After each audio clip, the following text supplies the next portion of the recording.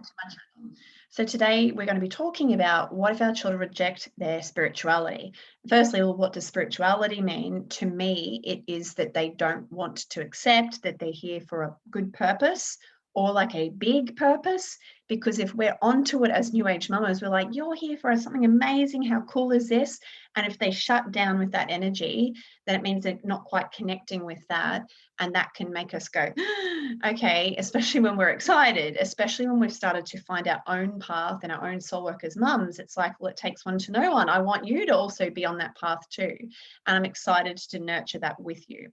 So in my Nurture Your Child's True Essence course, we're literally going through this and how to connect with your child's true self and how to explain this and bring them into that spiritual realm of you are here for something amazing and something really special, and you are so unique. I can't wait to nurture that with you and guide you along the way.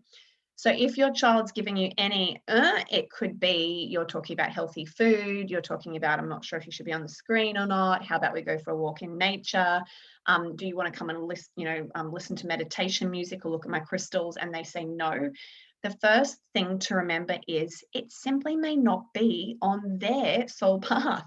It may be our truth, but it may not be theirs. It doesn't mean that they've shut down from their spirituality and what they're about. It may literally be us taking it personally that they're not connecting with what I think is important. And so that's the first thing, is to decondition again and again that our children are unique. And the family is always seeking balance. So we've got two parents and say we've got two children. I'm probably going to have something similar in one way with this child, but I'll also have something similar in one way with this child, and then vice versa with the dad. So if I'm all about yoga, one of my children may match that. The other one, yin and yang, probably won't. And so there's no point in trying to get two children on board. It really is bring up what you would like to share with them and just glance and see who actually magnetically connects to it. And again, like me, I love yoga. Both my children have been like, not really, or let me just do it my way, thanks. I don't want to know from you. And that's really them saying, you know what, mum, you might have a more limited perception on yoga than we do. We don't need it to be taught like that and be so under the rules and the dogmas. We're just going to do our own thing and we'll get our own benefits out of it how we please. So that's the main thing, is to really be humble, to remember they're wise beings, they're equal to us, but actually they're coming in with fresher truth. And they're basically here, like we're coming along and opening up all to these new ideas as we go along in our life. Imagine what they're going to open up to in their life. So we have to remember that we do not want to try and pull them back to what we think is correct. We want to allow them to go forth. So don't take things personally.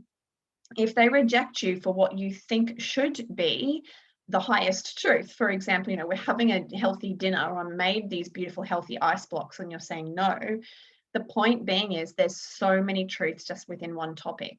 And so it may simply be you've made kale and orange ice blocks and my tummy's not really doing orange that well lately, or my tummy's quite sensitive and kale is too hard to digest for me.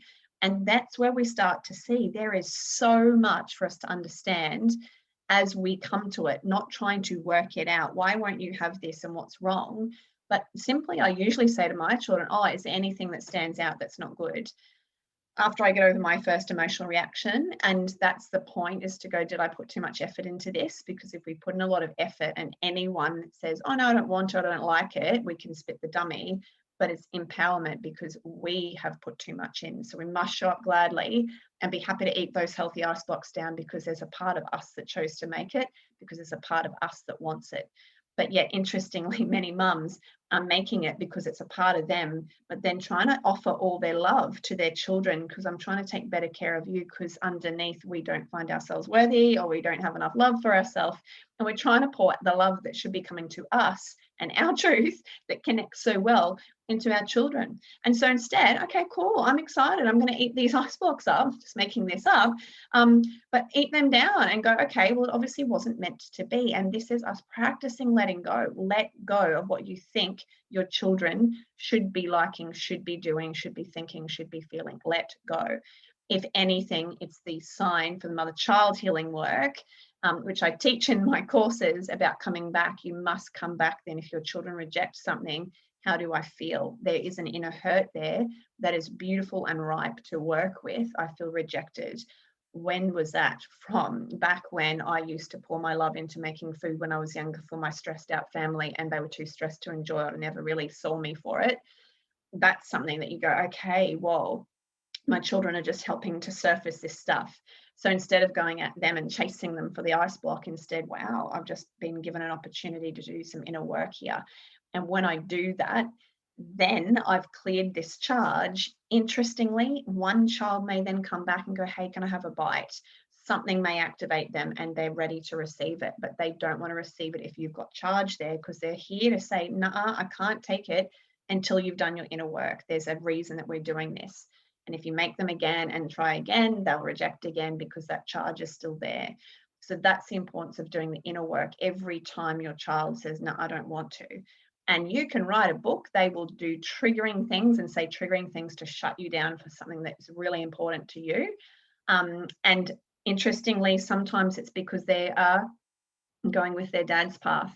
And so that may be like, oh my gosh, you know, my husband or my ex-partner is really into Coke or, you know, any junk food or anything. And this child that I brought up so cleanly all of a sudden goes, you know what, I'm going to have some too. I think I'd really like that. And be like, oh my gosh, they're shutting down their spiritual side and, you know, they're going on the dark path. But it's like, no, chill.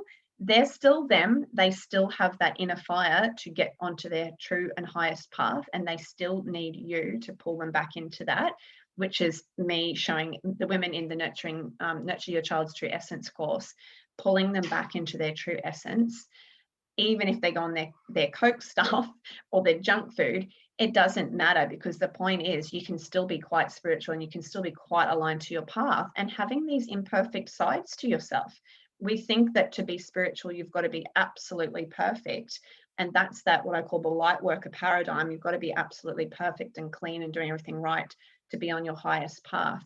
But actually, the more you pull too far one way, like yin and yang, the more eventually you're going to pull back the other way, or you get too righteous and you lose heart connection from people.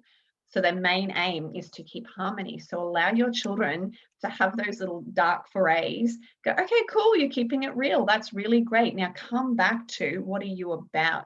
And our main aim as the mum is to nurture their true essence and their soul path. What are they here for? What are they good with?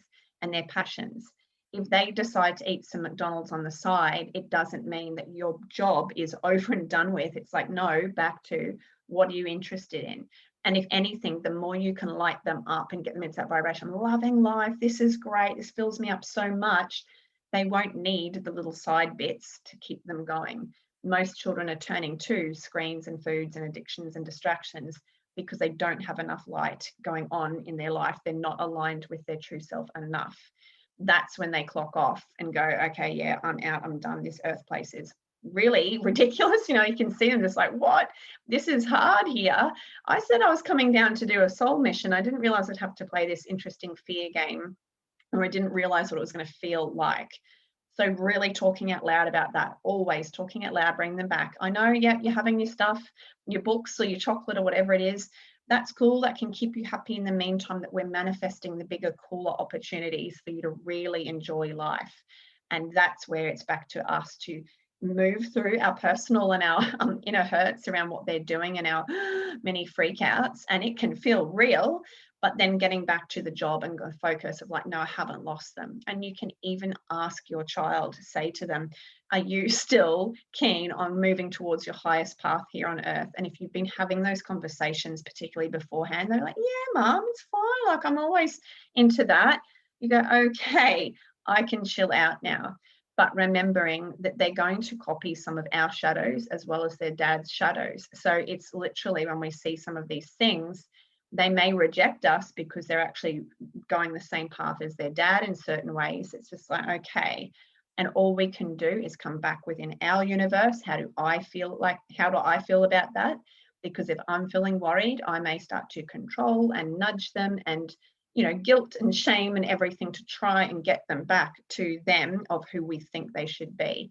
And I guarantee you, your child is breaking away heart connection and respect for you when you're trying to step in on their path. So the point being, allow the dark to come, allow the light. And the main bit is, what am I focused on as a mum? Myself and my inner work, and getting my children into their aligned true essence so that they can go forth in beautiful, amazing ways. So let me know if you have any questions. Do subscribe to my channel. I've got plenty more videos. You can also look up, I've made a video on, what's it called, when your children don't want to be here on earth, something like that. Have a look and see, because it also goes into more of this around the children who, of course, most of us are finding it hard in some aspects to be here on earth. And it's really important that we honor them and get on that same page with them, rather than coming against them and trying to take screen, trying to give them threats and punishments and the subtle shaming and guilting and whatnot, as opposed to, well, okay, I get this. And that's when we have no choice but to make peace with the dark as well.